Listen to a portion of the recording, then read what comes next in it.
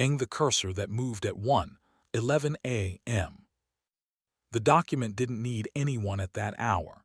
It was a spreadsheet of errands and receipts, a domestic ledger that made our life look solvable.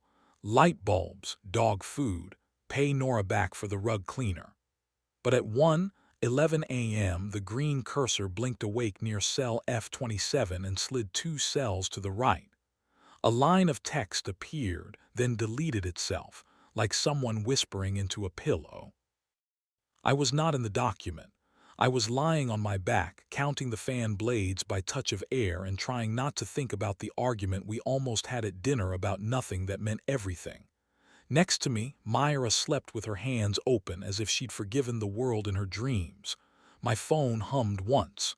Drive docs. House ledger is currently being edited. It was the kind of alert you ignore if you trust math. I don't.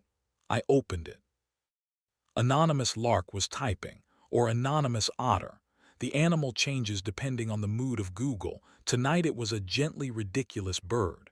The cursor hesitated, then wrote, "Keys behind the white book 2030. It deleted the line, replaced it with catalog, deleted that, then settled on 8:30, with a question mark that felt like a heartbeat. The cells stopped moving as if someone had been startled by their own thought. For 5 seconds, nothing. Then the cursor zipped to row 40 and typed room 312. It vanished. The spreadsheet waited politely for me to decide if I believed in ghosts. Myra keeps our house honest. She's a teacher who can make a room full of 16-year-olds go quiet without raising her voice. She is good at systems that let care masquerade as procedure. I'm a systems analyst who can make a server go quiet without raising a ticket. Between us, the world behaves until it doesn't. At 1:13, I opened the version history with the reflex of a man who likes receipts more than rage. 2 anonymous edits, originating from the same device as earlier Myra logins, but not at our IP. Location said Midtown. We live south of that and sleep like we own our map. A tiny arrow next to the IP expanded into a network name I recognized from a dozen lobby signs. Sterling Guest. The Sterling is a hotel with a lobby that smells like grapefruit and money. The kind of place where plans go to be upgraded and then complicated. I watched the ceiling return my stare and thought about the white book. In our living room, there's a single shelf of books turned spine-in as a joke we never explain to anybody. The only spine with words is a glossy monograph nobody likes to admit is theirs. White cover, heavy. A coffee table trying to be a table. Behind it, once upon a time, we hid the spare keys because we are the kind of people who don't always carry spare keys and don't always tell each other why. At 1:19, I padded into the living room and slid the white book aside. The keys were there, cool against my palm, with a new tag we hadn't added, a small square of thick cardstock embossed with a moth.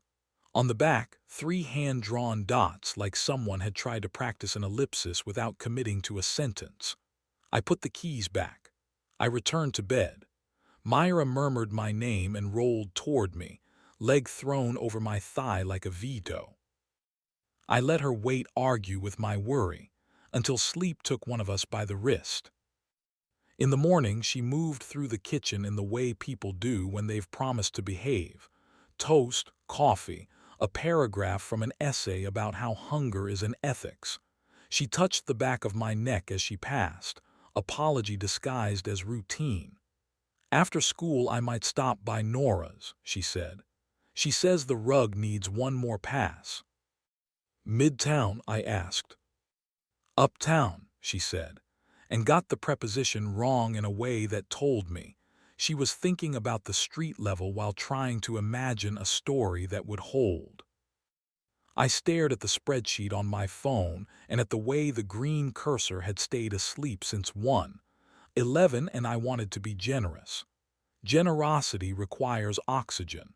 I had a notification. On my lunch break, I walked to the Sterling because walking is a kind of faith that something will explain itself if you give it the time to.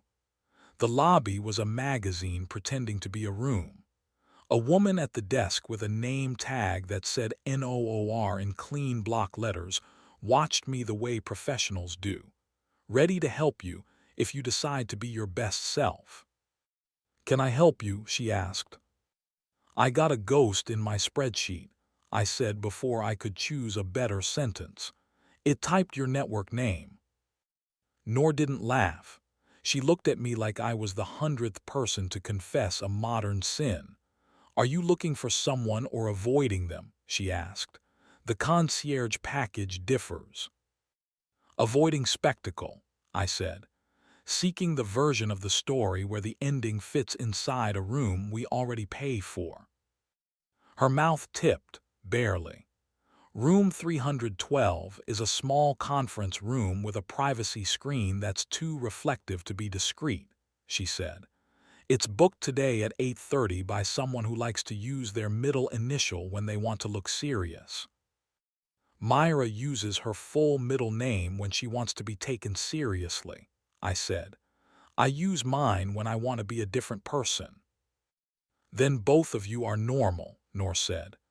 "Do you want to pass to the lobby at 8:30, the kind where you can see without being seen?" "I want to write a better sentence," I said. "Then maybe don't come," she said. She slid a card toward me anyway. On the back in pencil, "Anna Lounge. If you need a human, she's better than Wi-Fi," Noor added. Anna tended to the plants in the lounge like they were witnesses with limited time. She had a scar on her wrist shaped like a healed crescent, and an expression that implied she'd kept worse secrets for better reasons. "You're the man with the animal in his dock," she said when I stumbled through my introduction. "It was a lark," I said. "It's always a lark until it's an omen," she said. "Tell me your evidence." The cursor moved. "The numbers point to here. The white book still holds keys.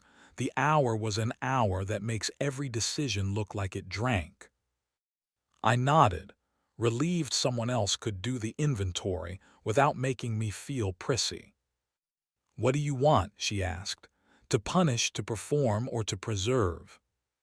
"Preserve," I said, quickly enough to surprise myself. "But I also want to know whether I am preserving something that wants to be archived." Anna watered a plant like it might answer for me. "Then go home," she said. "Put every tool you have on the table in the light and invite her to name them. Don't ambush anyone in a room with reflective glass. It makes monsters where there are people." I took her advice and the card Noor had given me, and a version of my pride that felt almost like courage. I didn't go back at 8:30. I went home at 6 and chopped vegetables like anger could be turned into soup if you held the knife right. Myra texted at 7, stopping by Nora's, and the ellipsis after told me she was telling me the part of the truth she could stand to say.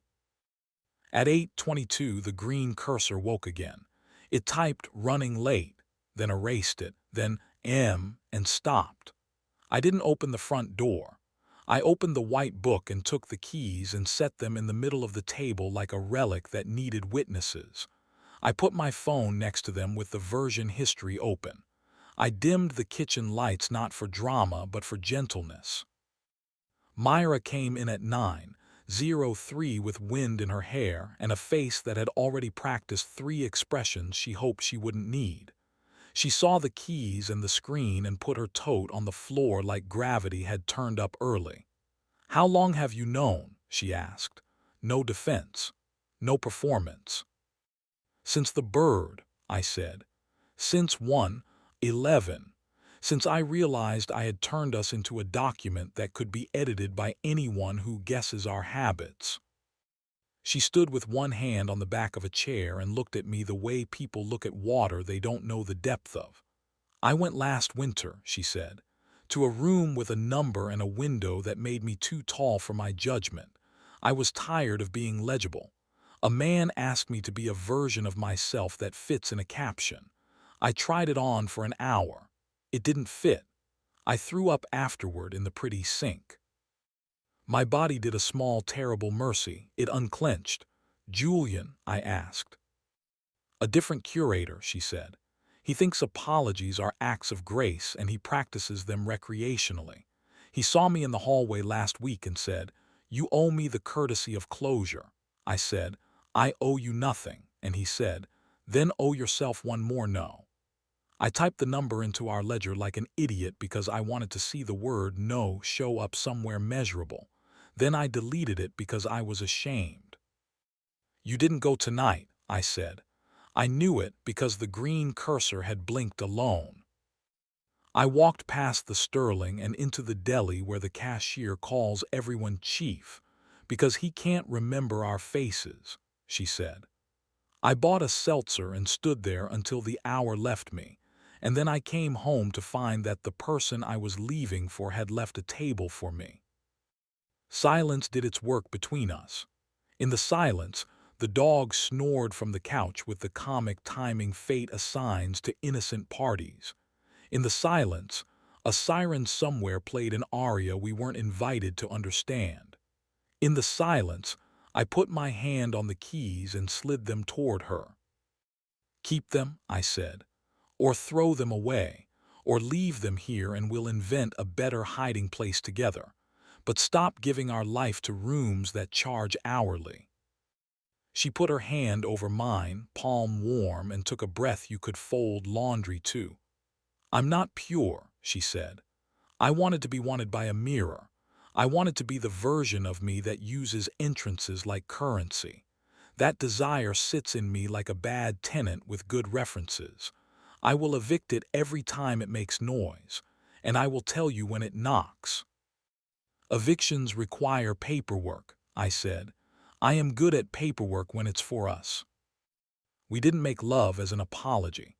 We made it like a translation we were both fluent in and out of practice. In the bedroom, she took my shirt off with the unhurried surety of someone who remembers we like each other.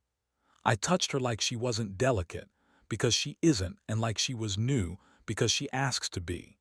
The erotic part wasn't the choreography, it was the precision. The way her breath changed when I put my mouth at the place where shoulder becomes throat. The way she guided my hand to the edge of her hip until the grip said stay. The way I said her name when her eyes were open and again when they shut, and how both times meant here. We laughed once when my sock refused to act civilized. We sighed in the same breath when everything else cooperated. Heat arrived like a tide that knew its job. When we finished, it felt less like triumph and more like a signature we both recognized. After we lay with our foreheads touching, the ceiling being patient, the spreadsheet forgotten or forgiven, I can't tell which. "Say the sentence you wanted to say into that room," I said. "I wanted to ask him to tell me I was special so I could refuse it," she said. "I wanted to choreograph integrity and pretend it was difficult. And now, I want to be difficult only in ways that make our house better," she said. "I want new rules that don't taste like punishment." We wrote them on a napkin because paper makes things specific. 1. No secret nouns in shared documents. If a word needs capitalizing, we do it out loud. 2. If a room gets a number, it's because we booked it together for something neither of us wants to forget. 3. Novelty is a chore we alternate. On my week we eat dinner at the wrong hour. On yours we move the furniture until the light has to learn us again.